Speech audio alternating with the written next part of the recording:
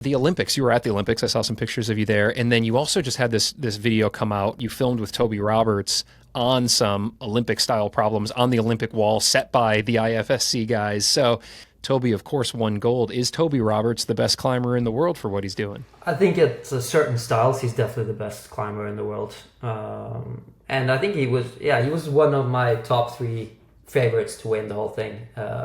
So it wasn't that much of a surprise. I just thought that maybe he lacked a little bit of experience and confidence to win. But the bowlers that we tried, I mean, yeah, Japan is sandbagged, but those bowlers, I don't know if you saw the grades that the researchers put on them, but it's just ridiculous. Like, they would be like, You disagreed. I disagree. You strongly It would be like disagreed. 8B, 8B plus in if it was in a gym. Even the slabs would be like 8A plus, 8B. It's just Right. crazy hard. I don't people don't get how hard those bowlers were because you can't really see it either. You know, like a lot of those bowlers, if I just saw them and when I saw them without before trying them, I was like, I can probably do one or two, but just no chance. So yeah, no, that was a cool experience. But we shot that pretty early on. That was like in April or something, and then we were meant to publish it in the summer before the Olympics.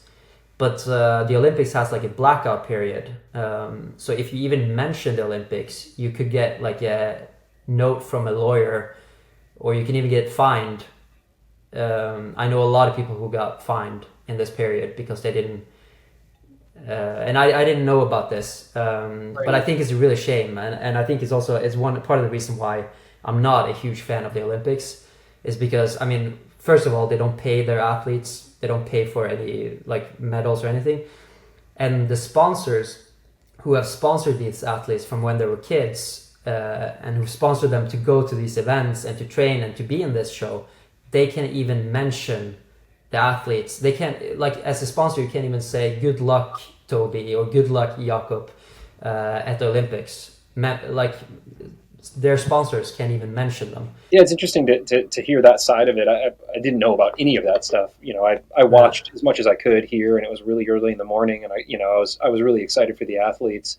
And I think if maybe there's something, positive that will come out of it, is hopefully there's just a bigger spotlight on the sport, so that the athletes that were competing there and just everybody else by extension will yeah, hopefully be able to get better sponsor deals, and just more people pay attention because it had this bigger spotlight, if you will. Uh, but yeah. It's climate, hard to say. It's hard to say what the effect is. If it's recruiting a lot of people to climbing, if it's I'm not really sure. I've been one of the more like negative people from the start, just because I think that the Olympics is not what it used to be. But I think climbing in the Olympics has been pretty popular compared to other sports. The numbers are pretty high. Um, so it would be curious to see like how it's been affecting climbing gyms. Um, I'm not sure if it has a big impact or not. I'm not sure.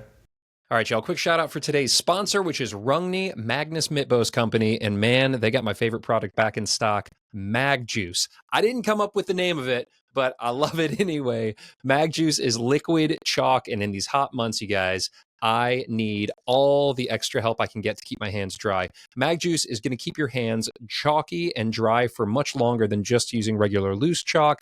That means you can chalk up less often, which means you can hang on to the wall a little bit longer.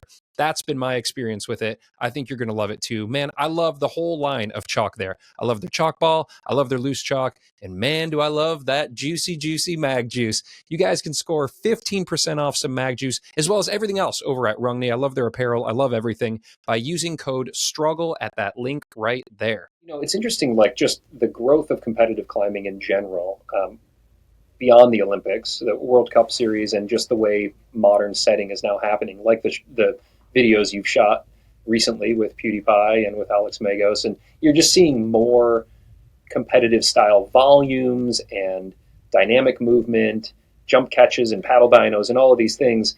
And you were just kind of laughing about how sandbagged it seemed like the grades were on those climbs you got on with Toby.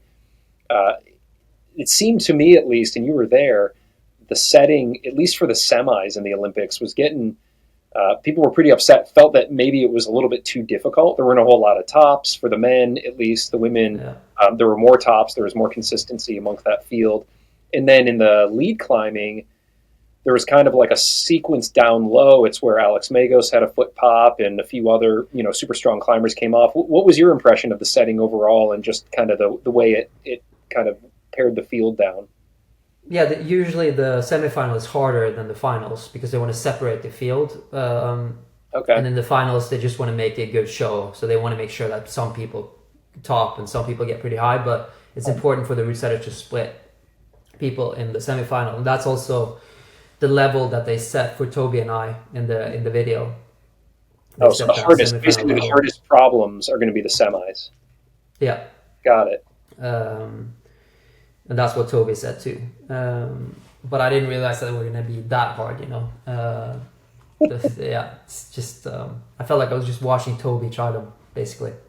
No, well, I don't know. No, you actually, I disagree with that. You put together some really hard sequences. It's just, and like would have gotten zones, I guess. I don't know, had there been, zones in there. But it did seem, when I've talked to competitive climbers, they've said that the average grade of a World Cup boulder problem is maybe in the V7 to V9 range, and it's more about how fast can you learn the movement and how fast can you decode the sequence and the beta for it, more so than like any limiting powerful moves. But now I wonder if that's I know they say that, but yeah, that's what I'm wondering, because like then I'm watching you on it and I know how strong you are and how good you are in the style, and it seemed really freaking hard. So yeah, are we all being fooled by the grades of these boulders? Yeah, for them it's about how fast you could decipher the moves and stuff, but you need to have like a basic skill set. Like you need to have their skill sets for it to be more about problem solving. There's no way someone who climbs like a V6 in a gym is going to come out and do that problem even after 100 attempts, So if you have the attributes to climb it, then yeah, it's more about problem solving and learning the moves and stuff. But you need to have that. You need to have the attributes, and not many people have that in the world. But I agree that it's very technical and it's very like awkward, and it's not so powerful or anything, but still, it's just very difficult. Hey, if you really like this conversation here with Magnus, what a good guy. I talked with him for almost 2 hours on the podcast where he shared all sorts of training tips and tricks and also a bunch of stories that I'd never heard before, some crazy ones, in fact. And it's all right there on the podcast for zero cost. So check it out.